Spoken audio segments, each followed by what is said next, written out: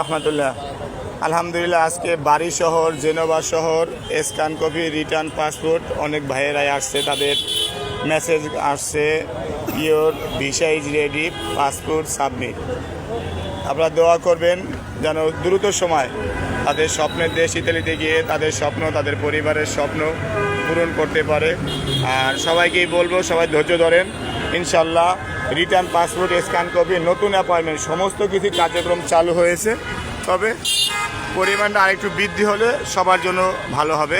দোয়া করেন যেন পরিমাণটা আরও বৃদ্ধি পায়। ভাই, আপনি কি রিটার্ন পাসপোর্ট ছিল? কোন মাসে জমা ছিল? জমা ছিল ফেব্রুয়ারি 13 তারিখে 24 সালে। আর নুলুস্তা কোন সালের? রিটার্ন পাসপোর্ট নিয়েছি নভেম্বরের 21 তারিখ, নুলুস্তা বাড়ি শহরের।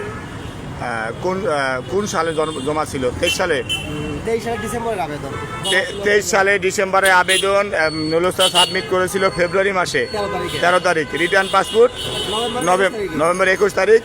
আর ভিসা রেডি দেখাইছে গত বৃহস্পতিবার। আজকে পাসপোর্ট সাবমিট করতে আসছে।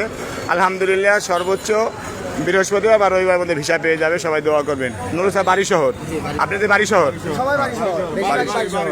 আচ্ছা, বাড়ি শহরে যারা আছেন সবাই অপেক্ষা করেন, ইনশাল্লাহ দ্রুত সময় আপনারা ভিসার মেসেজ পেয়ে যাবেন। যারা অ্যাপয়েন্টমেন্ট জমা দিয়েছেন, যারা স্ক্যান কপি জমা দিয়েছেন, যারা এখন অ্যাপয়েন্টমেন্ট পান নাই, সবার একই গতি। যাদের ভেরিফাই কমপ্লিট হবে তাদেরকেই ডাকা হবে।